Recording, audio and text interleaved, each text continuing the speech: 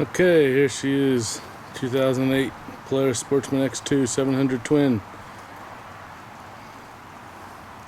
All put back together with all the plates and drain plugs in.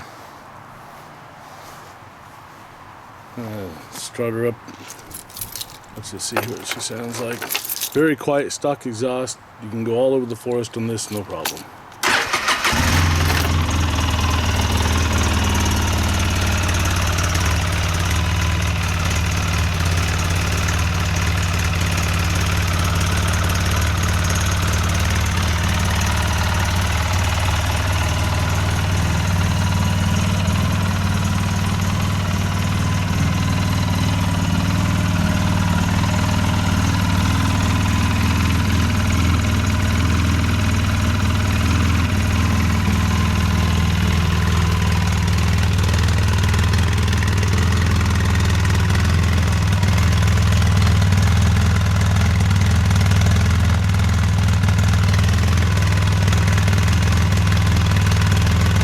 Fuel injected, electric start,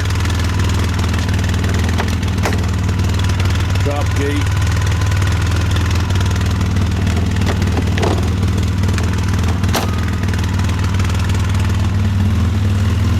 drop back in, there's a switch right here.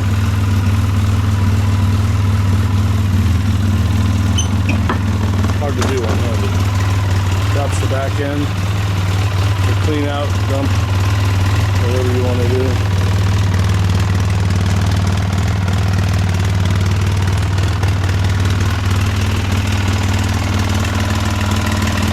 Puts back in, nice mechanism, very secure. Front end's got twist lock securing. Closed storage, never had any water get in here at all. All sealed, extra fuses.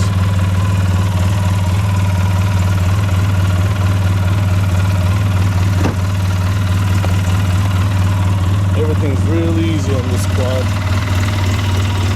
Real easy to use. I put these things on because I had a passenger a lot of the time, and that extra bit of height makes a big difference to the person in the back if they're not very tall. So there's one on that side and there's one on this side. Easily removable. I think there's 2 screws from underneath to go up into them, so you can take them off if you don't want them there, and they'll have a grate just like this down there. But that ain't worked for me. Here's the big plus of this: the 2-up seat. See, first of all, you gotta undo these 2 little twist locks, relieve the seat a little, pull up on this guy. There's the back seat. Here's the extension of this seat. This is the back seat. Here's the extension. Your back seat for the driver actually folds down and makes one big long seat now. Very comfortable. This right here, let me see if I can do it one-handed. This right here is multi-positional, so it's lifted up different heights. Hard to do one-handed.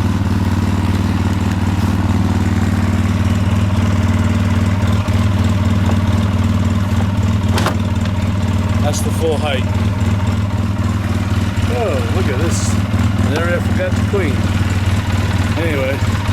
Very, very comfortable for another passenger back here. You can carry 2 large adults very easily. Very easily. I love it. Very sturdy. Never had a problem. Like I said, you can have it up there or have it go down further like a lumbar support. Video this little thing. Don't get your finger caught in there, because I have. You won't like it. This folds up. There's really no storage in there. That's where the seat goes. This folds up. This folds down. That clicks in. This goes back. Find center on that.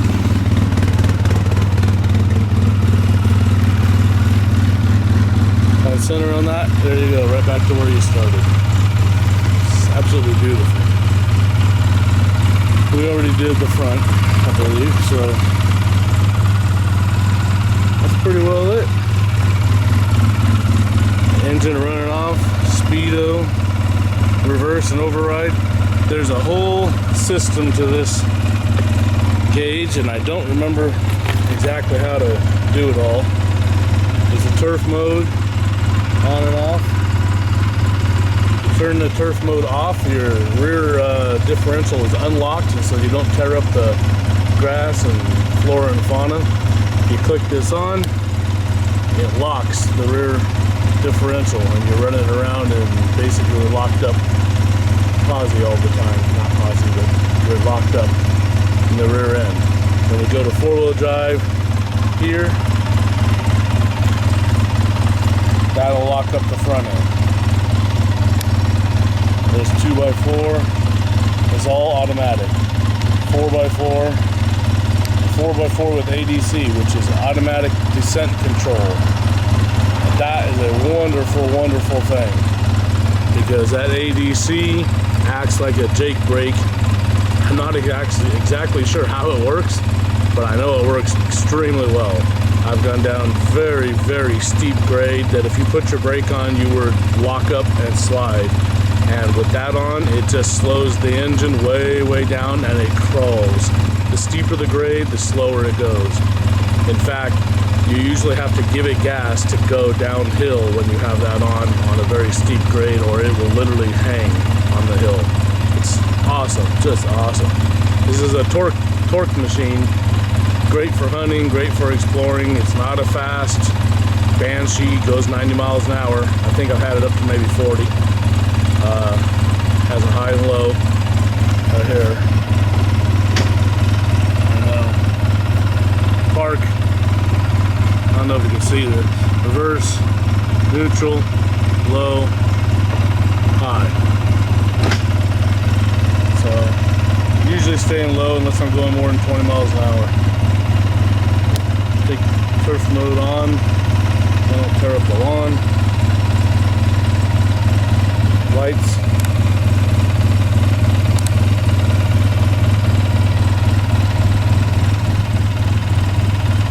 That's the trip meter, I believe.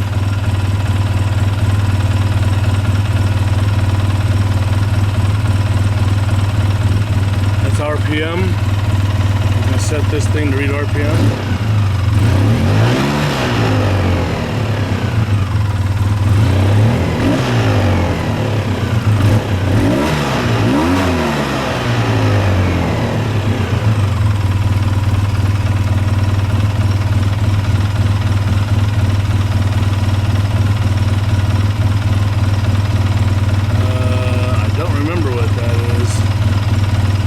Probably the trip meter.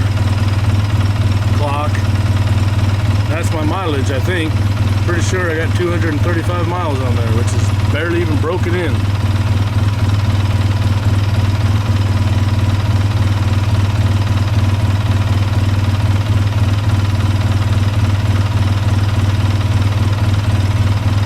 Yeah, 235. Well, pretty well lit. We're giving up the family cabin, so I really have nowhere to ride this anymore. That's gonna be okay. And I just don't have the time. Unfortunately, I only got a couple hundred miles on this thing in the last couple of years, few years.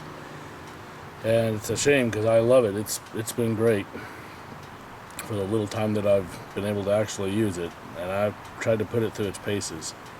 You should be more than happy with this.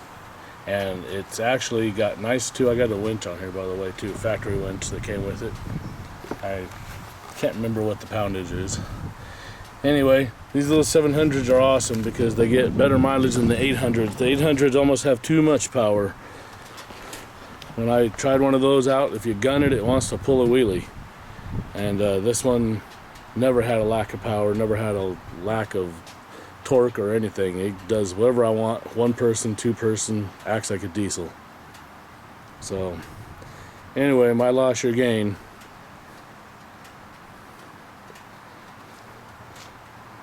Price is going to be firm on this because she's practically brand new condition. On top of that,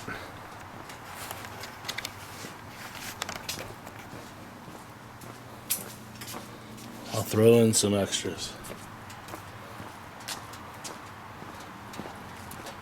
On top of that, I'll throw in a factory repair manual.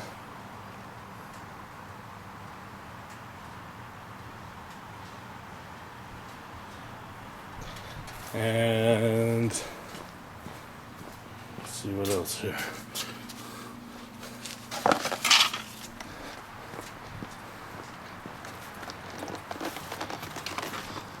How about an oil change kit and a spare air filter?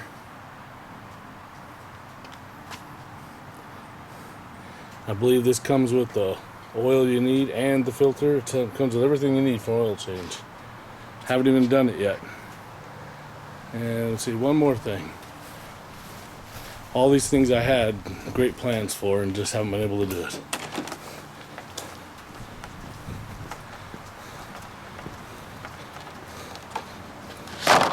Top of that, I'll give you ATV maintenance kit for it, straight from Polaris. Gear case lubricant, fuel treatment,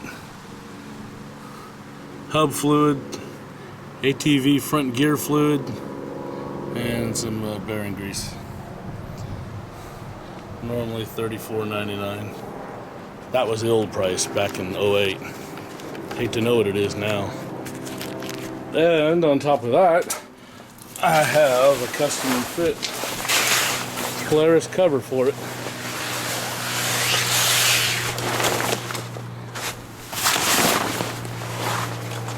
Fits it like a glove. Factory cover that came with it. Fits like a glove. Obviously it's been used because it's been on it a lot.